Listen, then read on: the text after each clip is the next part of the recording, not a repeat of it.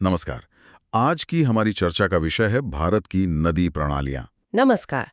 ये एक ऐसा विषय है जो सिर्फ भूगोल तक ही सीमित नहीं है, बल्कि हमारी संस्कृति और जीवन से भी जुड़ा है। बिल्कुल। तो आज हम इसे एक अलग तरीके से देखेंगे। हमारे पास कुछ प्रश्न और उनके उत्तर हैं। हम एक एक करके इन सवालों पर नजर डालेंगे। ये एक तरह से ज्ञान को परखने और समझने का एक अभ्यास होगा कि सही जवाब क्या है और क्यों। बहुत बढ़िया। तो चलिए इस विश्लेषण को शुरू करते हैं। ठीक है, तो चलिए प्रश्न 1 देखते हैं। जी। प्रश्न है, सिंधु नदी की मुख्य धारा का उद्गम कहां से होता है? और ऑप्शंस हैं ए वेरिनाग झरना, बी गंगोत्री ग्लेशियर, सी बोखरचू के पास मानसरोवर झील, या डी रोहतांग दर्रा। अच्छा सवाल है। देखिए, यहाँ हमें सिंधु के बिल्कुल सटीक उद्गम की पहचान करनी है। अच्छा। अगर हम दूसरे ऑप्शंस को देखें तो वेरिनाग झरना वो तो झेलम नदी का स्रोत है। हाँ, और गंगोत्री ग्लेशियर से तो भागीरथी निकलती है, जो गंगा की मुख्य धारा है। बिल्कुल। और रोहतांग दर्रा ब्यास और रावी नदियों के स्रोत के पास है। तो जो स्रोत सामग्री हमें बताती है और नक्शे में भी साफ है कि सिंधु नदी तिब्बत में मानसरोवर झील के पास बोखरचू के निकट एक ग्लेशियर से निकलती है। यानी सही उत्तर हुआ। इसलिए सही उत्तर है सी। ओके, अब प्रश्न 2 पर चलते हैं। जी। प्रश्न है, सिंधु नदी प्रणाली की कौन सी सहायक नदी पूरी तरह से भारतीय क्षेत्र में बहती है? और ऑप्शंस? ऑप्शंस हैं ए रावी, बी चिनाब, सी झेलम और डी ब्यास। ये दिलचस्प है। इस सवाल में हमें उस नदी को पहचानना है जो भारत की सीमाओं को पार नहीं करती। सही। तो अगर हम देखें, रावी, चिनाब और झेलम, ये तीनों नदियां भारत में बहने के बाद पाकिस्तान में प्रवेश करती हैं। जी हाँ। तो स्रोत के अनुसार ब्यास ही एकमात्र ऐसी सहायक नदी है जो पूरी तरह से भारतीय क्षेत्र के भीतर बहती है। और ये मिलती कहाँ है? यह हरी के पत्तन में सतलुज में मिल जाती है। नक्शे में भी ये एकदम स्पष्ट रूप से दिखता है। तो सही जवाब है डी ब्यास। ठीक है। अगला प्रश्न 3। प्रश्न है, अलकनंदा और भागीरथी नदियां किस स्थान पर मिलती हैं जहां से वे आधिकारिक रूप से गंगा का निर्माण करती हैं? पंचप्रयाग का सवाल। हाँ, और ऑप्शंस हैं ए रुद्रप्रयाग, बी देवप्रयाग, सी कर्णप्रयाग और डी विष्णुप्रयाग। देखिए, ये सभी स्थान पवित्र संगम है, लेकिन सवाल उस खास जगह के बारे में है जहां से नदी को गंगा नाम मिलता है। सही। स्रोत में जो छवि है वो इन दो धाराओं अलकनंदा और भागीरथी के संगम को बहुत खूबसूरती से दिखाती है। और वो विशेष स्थान जहां भागीरथी और अलकनंदा मिलती हैं वो देवप्रयाग है। वहीं से गंगा का सफर शुरू होता है। बिल्कुल। इसलिए सही उत्तर बी देवप्रयाग है। चलिए, अब प्रश्न 4 पर आते हैं। जी। किस नदी को गंगा की सबसे बड़ी और सबसे महत्वपूर्ण सहायक नदी बताया गया है? ऑप्शंस: ए घाघरा, बी गोमती, सी यमुना या डी गंडक। अच्छा, यहाँ हमें गंगा की सहायक नदियों में से सबसे प्रमुख को पहचानना है। घाघरा, गोमती और गंडक ये सभी बहुत महत्वपूर्ण सहायक नदियां हैं, लेकिन जब आकार और महत्व की बात आती है तो यमुना सबसे बड़ी है। और इसका स्रोत? ये यमुनोत्री हिमनद से निकलती है और प्रयागराज में गंगा से मिल जाती है। स्रोत में इसे साफ तौर पर सबसे बड़ी और सबसे महत्वपूर्ण सहायक नदी कहा गया है। तो जवाब साफ है। हाँ, सही जवाब है सी यमुना। ठीक है। चलिए प्रश्न 5 को देखें। भारत में प्रवेश करने से पहले तिब्बत में ब्रह्मपुत्र नदी को किस नाम से जाना जाता है? ऑप्शंस हैं ए दिहांग, बी जमुना, सी यारलुंग तांगपो और डी पद्मा। ये नदी के अलग अलग क्षेत्रीय नामों के बारे में है। जी। देखिए, दिहांग तो अरुणाचल प्रदेश में इसका नाम है, जमुना बांग्लादेश में इसका नाम है, और पद्मा तो गंगा का बांग्लादेशी नाम है ना? बिल्कुल। तो स्रोत और नक्शे के अनुसार तिब्बत में इसका उद्गम चेमायुंगडुंग ग्लेशियर से होता है और वहां इसे यारलुंग तांगपो के नाम से जाना जाता है। यानी सही उत्तर सी है। हाँ, तो सही उत्तर है सी यारलुंग तांगपो। ठीक है। अब प्रश्न 6 पर। प्रश्न है, ब्रह्मपुत्र नदी प्रणाली में माजुली स्थित है। माजुली का क्या महत्व है? और इसके ऑप्शंस: ए यह दुनिया का सबसे गहरा गॉर्ज है, बी यह विश्व का सबसे बड़ा नदी द्वीप है, सी यह नदी का उद्गम स्थल है, या डी यह सबसे छोटा नदी द्वीप है। यहाँ माजुली की खास भौगोलिक विशेषता के बारे में पूछा गया है। जी। तो ये नदी का स्रोत या गौर्थ तो नहीं है? नहीं। स्रोत सामग्री में साफ लिखा है कि ब्रह्मपुत्र असम घाटी से होकर बहती है और वहीं पर माजुली स्थित है, और इसे दुनिया के सबसे बड़े नदी द्वीप के रूप में मान्यता प्राप्त है, जो इसे एक बहुत ही खास जगह बनाता है। बिल्कुल। तो सही जवाब है बी, यह विश्व का सबसे बड़ा नदी द्वीप है। एकदम सही। अब आगे बढ़ते हैं, प्रश्न 7। ठीक है। प्रश्न 7, किस नदी को अक्सर दक्षिण गंगा या वृद्ध गंगा कहा जाता है? अच्छा, एक उपनाम पर आधारित प्रश्न। हाँ, ऑप्शंस है हाँ, ए कावेरी, बी कृष्णा, सी गोदावरी और डी नर्मदा। देखिए ये उपाधि जो है वो प्रायद्वीपीय भारत की सबसे बड़ी नदी को दी गई है। और स्रोत बताता है कि अपने आकार और विस्तार के कारण गोदावरी को अक्सर दक्षिण गंगा या वृद्ध गंगा कहा जाता है। मतलब उत्तर में गंगा की तरह दक्षिण में गोदावरी का महत्व है? बिल्कुल, ये उसके सांस्कृतिक और भौगोलिक महत्व को दिखाता है, इसलिए सही उत्तर सी गोदावरी है। ठीक है, तो इसी से जुड़ा अगला सवाल, प्रश्न 8। जी, गोदावरी नदी का उद्गम कहाँ से होता है? Options A Mahabaleshwar, B Brahmagiri श्रेणी, सी त्र्यंबकेश्वर या डी अमरकंटक पहाड़ी। तो अब हमें गोदावरी के स्रोत का पता लगाना है। हाँ, देखिए, महाबलेश्वर तो कृष्णा नदी का स्रोत है और जी। अमरकंटक पहाड़ी से नर्मदा निकलती है। सही। तो स्रोत और दिए गए नक्शे के अनुसार गोदावरी का उद्गम महाराष्ट्र में नासिक के पास पश्चिमी घाट में स्थित त्र्यंबकेश्वर से होता है। यानी सही जवाब है सी, त्र्यंबकेश्वर। बिल्कुल सही। अब प्रश्न 9 पर आते हैं। प्रश्न 9, कृष्णा नदी का उद्गम स्थल क्या है? एक और उद्गम स्थल का सवाल। हाँ, ऑप्शंस हैं ए मुल्ताई, बी महाबलेश्वर, सी भीमाशंकर और डी तलकावेरी। इसमें अगर हम ऑप्शंस देखें तो तलकावेरी कावेरी का स्रोत है जी। और स्रोत सामग्री में साफ साफ लिखा है कि कृष्णा नदी महाराष्ट्र में महाबलेश्वर में जोर गांव के पास पश्चिमी घाट से निकलती है। छवि में भी इसे दिखाया गया है। तो उत्तर सीधा है। हाँ, तो सही उत्तर बी महाबलेश्वर है। ओके, अब अगला सवाल, प्रश्न 10। चलिए देखते हैं। प्रश्न है, अन्य प्रायद्वीपीय नदियों की तुलना में कावेरी को अपेक्षाकृत बारहमासी नदी क्यों माना जाता है? ये एक बहुत दिलचस्प सवाल है। हाँ, और ऑप्शंस हैं ए यह पिघलते ग्लेशियरों द्वारा पोषित है, बी यह दक्षिण पश्चिम और उत्तर पूर्व दोनों मानसूनों से जल प्राप्त करती है, सी इसका जल ग्रहण क्षेत्र सबसे बड़ा है, डी यह भूमिगत रूप से गंगा से जुड़ी है। देखिए, प्रायद्वीपीय नदियां तो आमतौर पर मौसमी होती हैं। बिल्कुल। और कावेरी ग्लेशियरों से तो पोषित नहीं होती, तो ए गलत है। इसका जलग्रहण क्षेत्र गोदावरी से बड़ा नहीं है। और डी तो एक अवास्तविक दावा लगता है। सही बात है। तो स्रोत में जो बताया गया है और छवि भी जो दिखाती है वो ये है कि इसका रहस्य मॉनसून में है। कावेरी के ऊपरी हिस्सों को दक्षिण पश्चिम मॉनसून से पानी मिलता है और निचले हिस्सों को उत्तर पूर्व मॉनसून से। हाँ, इसी वजह से इसमें लगभग पूरे साल प्रवाह बना रहता है। तो सही जवाब है बी। बिल्कुल सही। ये प्रकृति का एक शानदार डिजाइन है। चलिए प्रश्न 11 पर आते हैं। जी। प्रश्न, अधिकांश प्रायद्वीपीय नदियों के विपरीत नर्मदा और तापी नदियां पश्चिम की ओर क्यों बहती हैं? ये प्रायद्वीपीय जल निकासी पैटर्न का एक बहुत महत्वपूर्ण अपवाद है। बिल्कुल। ऑप्शंस हैं ए दक्कन के पठार की ढलान के कारण, बी वे भ्रंश घाटियों से होकर बहती हैं, सी वे पूर्वी घाटों द्वारा अवरुद्ध हैं, या डी वे मानव निर्मित नहरें हैं। देखिए, ज्यादातर नदियां तो पठार के सामान्य ढलान के हिसाब से पूर्व की ओर बहती हैं। हाँ, और ये मानव निर्मित नहरें तो है नहीं। तो स्रोत सामग्री ये बताती है कि उनकी इस अनोखी प्रवाह दिशा का कारण उनका भ्रंश घाटियों में स्थित होना है। भ्रंश घाटियां यानी रिफ्ट वैलीज। जी, ये घाटियां उत्तरी प्रायद्वीप के झुकने से बनी हैं, जो इन नदियों के लिए पश्चिम की ओर एक चैनल बनाती हैं। इसलिए सही उत्तर है बी। ठीक है, समझ गया। अब अगला सवाल, प्रश्न 12। प्रश्न 12, नर्मदा नदी का उद्गम किस पर्वत श्रेणी से होता है? और ऑप्शंस?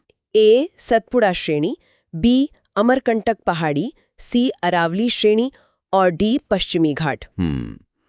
नर्मदा के स्रोत का पता लगाने के लिए हमें मध्य भारत को देखना होगा। सही। स्रोत के अनुसार नर्मदा मध्य प्रदेश के अनूपपुर जिले में अमरकंटक पहाड़ी के शिखर से निकलती है। ये सतपुड़ा और विंध्य श्रेणियों के बीच बहती है, लेकिन इसका उद्गम अमरकंटक में ही है। तो सही जवाब है बी अमरकंटक पहाड़ी। बिल्कुल। चलिए अगला प्रश्न, प्रश्न 13। किस नदी को नर्मदा की जुड़वा माना जाता है? ऑप्शंस हैं ए माही, बी साबरमती, सी तापी या डी लूनी। जुड़वां शब्द यहाँ एक भौगोलिक समानता की ओर इशारा कर रहा है। अच्छा। इसका कारण ये है कि तापी नदी भी एक भ्रंश घाटी में नर्मदा के समानांतर बहती है। स्रोत में इसका साफ उल्लेख है और छवि में भी दिखाया गया है। तो उनकी ये समानांतर यात्रा ही उन्हें जुड़वा बनाती है। बिल्कुल सही उत्तर सी तापी है। ठीक है, अब हम आगे हैं प्रश्न 14 पर। जी, प्रश्न है, पाठ में वर्णित हिमालय और प्रायद्वीपीय नदियों के बीच एक मौलिक अंतर क्या है? ये तो पूरी चर्चा का एक सारांश जैसा सवाल है। हाँ, एक तरह से। ऑप्शंस हैं, हिमालयी नदियां वर्षा पर निर्भर हैं, प्रायद्वीपीय नदियां हिमनदी हैं। ये तो ठीक उल्टा है। हाँ, बी, हिमालयी नदियां बारहमासी हैं, प्रायद्वीपीय नदियां मौसमी हैं। ये सही लगता है। सी, प्रायद्वीपीय नदियां गहरे गॉर्ज बनाती हैं, हिमालयी नदियां नहीं। और डी, हिमालयी नदियां पश्चिम की ओर बहती हैं, प्रायद्वीपीय नदियां पूर्व की ओर। देखिए, सी भी गलत है क्योंकि हिमालयी नदियां ही तो गहरे गॉर्ज बनाने के लिए जानी जाती हैं। सही। और डी एक सामान्यकरण है जो हमेशा सच नहीं होता, जैसे हमने नर्मदा और तापी के मामले में देखा। बिल्कुल। तो स्रोत की छवि और व्याख्या के अनुसार मुख्य अंतर उनके जल स्रोत में है। हिमालयी नदियां बारहमासी होती हैं क्योंकि वे ग्लेशियर और बारिश दोनों से पोषित होती हैं, जबकि प्रायद्वीपीय नदियां मुख्य रूप से बारिश पर निर्भर और मौसमी होती हैं। तो सही जवाब है बी। एकदम सही। और अब प्रश्न 15। जी। भाखड़ा नांगल परियोजना सिंधु की किस सहायक नदी पर स्थित है? ऑप्शंस, ए ब्यास, बी चिनाब, सी रावी या डी सतलुज। ये एक विशिष्ट परियोजना के बारे में एक तथ्यात्मक प्रश्न है। हाँ, तो पूर्ण परियोजनाओं में से एक है। स्रोत सामग्री में स्पष्ट रूप से कहा गया है कि सतलुज नदी भाखड़ा नांगल परियोजना का स्थल है, जिसमें दुनिया के सबसे ऊंचे गुरुत्वाकर्षण बांधों में से एक शामिल है। बिल्कुल। तो सही उत्तर है डी सतलुज। बहुत बढ़िया। तो चलिए प्रश्न 16 देखते हैं। सवाल ये है, हिमालयी नदियों और प्रायद्वीपीय नदियों के बीच घाटी निर्माण और अपर्दन गतिविधि के संबंध में निम्नलिखित में से कौन सा कथन सही अंतर स्पष्ट करता है? और विकल्प हैं, ए हिमालयी नदियां उथली वर्गीकृत घाटियां बनाती हैं, जबकि प्रायद्वीपीय नदियां गहरी वी आकार की घाटियां बनाती हैं। बी, प्रायद्वीपीय नदियां हिमालयी नदियों के विपरीत घाटियों के निर्माण के लिए जोरदार ऊर्ध्वाधर अपर्दन करती हैं। सी, हिमालयी नदियां युवा हैं और नीचे की ओर कटाव में सक्रिय है, गहरी घाटियां बनाती हैं, जबकि प्रायद्वीपीय नदियां व्यापक स्थिर घाटियों से बहती हैं, जिनमें नगण्य ऊर्ध्वाधर अपरतन होता है। और डी, दोनों प्रणालियां मुख्य रूप से अपनी ऊपरी धाराओं में नरम चट्टानों के कारण विसर्प और गोखुर झीलें बनाती हैं। तो यहाँ पर जो सबसे आकर्षक बात है वो है नदियों की उम्र और उनकी गतिविधि का आपसी संबंध। हिमालयी नदियां वो भूवैज्ञानिक रूप से बहुत यंग हैं, युवा हैं। अच्छा। और क्योंकि वो पहाड़ों से बड़ी तेजी से उतरती हैं, तो वो बहुत सक्रिय रूप से अपनी घाटी को नीचे की ओर काटती हैं, जिसे वर्टिकल इरोजन कहते हैं। बिल्कुल। और इससे गहरी वी आकार की घाटियां बनती हैं। इसकी ठीक उलट प्रायद्वीपीय नदियां बहुत पुरानी हैं, मैच्योर हो चुकी हैं, तो उनमें अब वो ताकत नहीं रही। सही कहा, वो एक स्थिर आधार पर पहुंच चुकी हैं, तो उनका जो ऊर्ध्वाधर या नीचे की ओर कटाव है वो लगभग शून्य है। वो अब चौड़ी और उथली घाटियों में बहती हैं। समझ गया। तो इस तर्क के आधार पर विकल्प सी सबसे सटीक लग रहा है। जी हाँ, विकल्प सी ही सबसे सटीक अंतर बताता है। तो सही उत्तर है सी। चलिए अब प्रश्न 17 पर चलते हैं। हाँ, प्रश्न 17। सिंधु, गंगा और ब्रह्मपुत्र नदियों को अक्सर पूर्ववर्ती या एंटीसीडेंट नदियों के रूप में वर्णित किया जाता है। इस भूवैज्ञानिक शब्द का क्या अर्थ है? विकल्प हैं, ए, इनकी उत्पत्ति हिमालय के निर्माण के बाद हुई और ये पहाड़ों के ढलान का अनुसरण करती हैं। बी, ये हिमालय के उत्थान से पहले की हैं और इन्होंने जोरदार ऊर्ध्वाधर अपरदन के माध्यम से अपने रास्तों को बनाए रखा है। सी, ये मैदानों में उभरने से पहले अपने रास्ते के एक महत्वपूर्ण हिस्से के लिए भूमिगत रूप से बहती हैं। और डी, ये मौसमी नदियां हैं जो केवल हिमनद पिघलने की अवधि के दौरान बहती हैं। पूर्ववर्ती, इसका मतलब ही है पहले से मौजूद, है ना? बिल्कुल।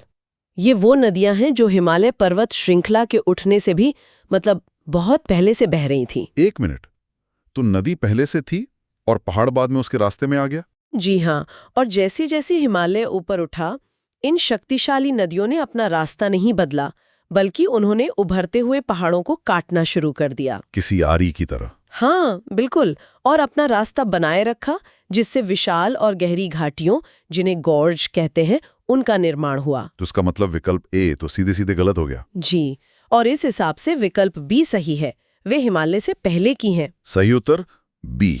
बहुत दिलचस्प है। अगला है प्रश्न 18। प्रश्न 18 एक तथ्यात्मक प्रश्न है। हाँ, स्रोत के अनुसार सिंधु नदी किस विशिष्ट हिमनद यानी ग्लेशियर से निकलती है? ए गंगोत्री हिमनद, बी चेमायुंगडुंग हिमनद, सी बोखरचू हिमनद या डी सियाचिन हिमनद? तो इसका जवाब सीधा है। स्रोत हमें साफ साफ बताते हैं कि सिंधु नदी तिब्बती पठार में माउंट कैलाश के पास स्थित बोखरचू हिमनद से निकलती है। अच्छा, यह लगभग 5180 मीटर की ऊंचाई पर है। बाकी विकल्प जैसे गंगोत्री से तो गंगा मतलब भागीरथी निकलती है। ठीक है। तो सही उत्तर है सी बोखरचू हिमनद। जी। अब प्रश्न 19 पर आगे बढ़ते हैं। प्रश्न 19 पंचप्रयाग के बारे में है। सवाल है, पंचप्रयाग में से किस संगम पर अलकनंदा और भागीरथी नदियां मिलकर गंगा का निर्माण करती हैं? ए विष्णुप्रयाग, बी रुद्रप्रयाग, सी कर्णप्रयाग या डी देवप्रयाग? पंचप्रयाग उत्तराखंड में 5 पवित्र नदी संगमों की एक श्रृंखला है और देवप्रयाग इस क्रम में आखिरी है ना? जी, अंतिम और सबसे महत्वपूर्ण भी। हाँ, क्योंकि इसी जगह पर अलकनंदा और भागीरथी का संगम होता है और यहाँ से जो संयुक्त धारा निकलती है उसे ही हम गंगा के नाम से जानते हैं। उससे पहले वो गंगा नहीं कहलाती। अच्छा, तो आधिकारिक तौर पर गंगा का नाम देवप्रयाग से शुरू होता है? बिल्कुल, इसलिए सही उत्तर है डी देवप्रयाग। ठीक है, अब देखते हैं प्रश्न 20। प्रश्न 20 ब्रह्मपुत्र के बारे में है। हाँ, ब्रह्मपुत्र नदी किस भौगोलिक स्थल के चारों ओर एक नाटकीय यू टर्न लेने के बाद देहांग के रूप में भारत के अरुणाचल प्रदेश में प्रवेश करती है? विकल्प हैं ए माउंट कैलाश, बी नामचा बरवा, सी कंचनजंगा या डी नंदा देवी? ब्रह्मपुत्र की भारत में एंट्री बहुत नाटकीय है। वो तिब्बत में पूर्व की ओर बहती है, सांगपो नाम से। जी, सांगपो नाम से, और भारत में प्रवेश करने से ठीक पहले वो हिमालय के बिल्कुल पूर्वी छोर पर स्थित नामचा बरवा पर्वत के चारों ओर एक बहुत ही तीव्र मोड़ लेती है। एक हेयरपिन बैंड जैसा। हाँ, एक जबरदस्त यू टर्न। और इस मोड़ के बाद ही वो अरुणाचल प्रदेश में प्रवेश करती है, जहां उसे दिहांग या सियांग नदी कहते हैं। तो वो भौगोलिक स्थल नामचा बरवा है। सही उत्तर हुआ बी। सही उत्तर बी। चलिए प्रश्न 21 को समझते हैं। हाँ, ये एक बहुत ही महत्वपूर्ण अवधारणा है। पश्चिम की ओर बहने वाली नदियां नर्मदा और तापी अरब सागर में गिरने से पहले डेल्टा का निर्माण क्यों नहीं करती हैं? विकल्प हैं ए वे अत्यधिक तलछट ले जाती हैं जो डेल्टा निर्माण को रोकता है, बी वे तीव्र ढलान और कठोर चट्टानी इलाके वाली रिफ्ट घाटियों से बहती हैं जो तलछट के जमाव को रोकती हैं, सी वे इतनी छोटी हैं कि कोई महत्वपूर्ण स्थलाकृति नहीं बना सकती, और डी तट तक पहुंचने से पहले ही उनका पानी पूरी तरह से सिंचाई के लिए मोड़ दिया जाता है। तो जहां तक मुझे पता है इसके पीछे 2 मुख्य कारण हैं। भूगोल और भूविज्ञान। जी बिल्कुल। पहला तो ये कि ये नदियों कठोर चट्टानों वाली भ्रंश घाटियों यानी रिफ्ट वैलीज से होकर बहती हैं। तो चट्टान कठोर होने के कारण वो ज्यादा मिट्टी या गाद काट ही नहीं पाती। सही। उनके पास डेल्टा बनाने के लिए कच्चा माल मतलब तलछट ही बहुत कम होता है। और दूसरा कारण? दूसरा कारण है ढलान। पश्चिमी घाट का ढलान बहुत तीव्र है तो नदी का प्रवाह बहुत तेज होता है, और वो तेज प्रवाह जो थोड़ी बहुत तलछट होती भी है उसे समुद्र में बहा ले जाता है, उसे मुहाने पर जमने ही नहीं देता। इसलिए वे डेल्टा की बजाय ज्वारंधमुख यानी एस्चुरीज बनाती हैं। तो इस हिसाब से विकल्प बी सबसे सही व्याख्या करता है। सही उत्तर बी। अब प्रश्न 22। ये आज के समय का एक बहुत जरूरी सवाल है। हाँ, किस प्रायद्वीपीय नदी बेसिन को सिंचाई और औद्योगिक आवश्यकताओं के लिए सतह के पानी के उच्च उपयोग के कारण तेजी से बंद यानी क्लोज्ड बेसिन के रूप में वर्गीकृत किया जा रहा है? ए गोदावरी, बी महानदी, सी कृष्णा या डी कावेरी? देखिए, बंद बेसिन का मतलब है कि नदी का लगभग सारा पानी इस्तेमाल कर लिया जाता है। और समुद्र तक बहुत कम पानी पहुंचता है। जी, या कभी-कभी बिल्कुल भी नहीं। स्रोत के अनुसार कृष्णा बेसिन में सतह के पानी का लगभग पूरी तरह से उपयोग किया जा रहा है। अच्छा। वहाँ औद्योगिक और घरेलू उपयोग बहुत ज्यादा है, खासकर थर्मल पावर प्लांट कूलिंग में, जो अकेले ही औद्योगिक पानी का 86% उपयोग करता है। बाप रे, तो कृष्णा नदी तेजी से एक बंद बेसिन बन रही है। सही उत्तर है सी। जी, सी। प्रश्न 23 पर आते हैं। W1, जिसे जल मार्ग विकास परियोजना के तहत विकसित किया जा रहा है, किस नदी प्रणाली और मार्ग पर संचालित होता है? ए ब्रह्मपुत्र, सादिया से धुबरी।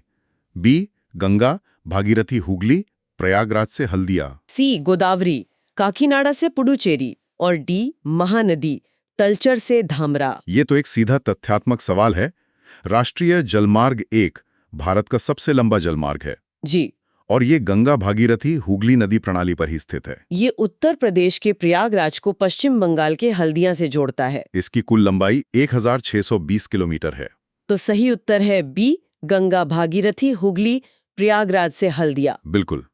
अब प्रश्न 24, एक बहुत महत्वपूर्ण योजना के बारे में। हाँ, नदी जोड़ों परियोजना पर। नदियों को जोड़ने के लिए राष्ट्रीय परिप्रेक्ष्य योजना NPP का प्राथमिक जल विज्ञान संबंधी उद्देश्य क्या है? ए, सिंचाई की जरूरतों की परवाह किए बिना अधिकतम जल विद्युत उत्पन्न करना। बी, हिमालयी और अधिशेष प्रायद्वीपीय घाटियों से पानी की कमी वाले क्षेत्रों में अतिरिक्त पानी स्थानांतरित करना। सी, सभी हिमालयी नदियों को स्थायी रूप से प्रायद्वीपीय नदी नेटवर्क में जोड़ना। या डी, राष्ट्रीय जल भंडारण के लिए मध्य भारत में एक एकल विशाल जलाशय बनाना। देखिए, इस पूरी योजना का जो मूल सिद्धांत है वो भारत में पानी के असमान वितरण की समस्या का समाधान करना है। हाँ, कहीं पर बहुत ज्यादा पानी है, कहीं पर बिल्कुल नहीं। तो कुछ नदी घाटियों में, खासकर हिमालयी नदियों में बाढ़ के समय अतिरिक्त पानी होता है और देश के दूसरे हिस्सों में पानी की कमी होती है। तो NPP का उद्देश्य नहरों और जलाशयों के एक नेटवर्क के जरिए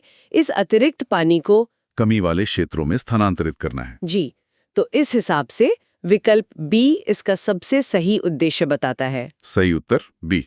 अब आगे बढ़ते हैं प्रश्न 25 पर। प्रश्न 25 NPP के हिमालयी घटक के बारे में है। निम्नलिखित में से किसे NPP के हिमालयी घटक के तहत एक लिंक परियोजना के रूप में पहचाना गया है? विकल्प हैं ए केन बेतवा, बी पार तापी नर्मदा, सी मानस संकोश तिस्ता गंगा, डी गोदावरी कावेरी। तो जैसा हमने अभी बात की, NPP के 2 घटक हैं, हिमालयी और प्रायद्वीपीय। हाँ, और मुझे लगता है केन बेतवा, पार तापी नर्मदा और गोदावरी कावेरी, ये सब तो प्रायद्वीपीय घटक का हिस्सा है। बिल्कुल सही। ये तीनों प्रायद्वीपीय घटक का हिस्सा हैं। मानस संकोश तिस्ता गंगा लिंक जो है वो हिमालयी घटक की 14 लिंक परियोजनाओं में से एक है। और इसका उद्देश्य?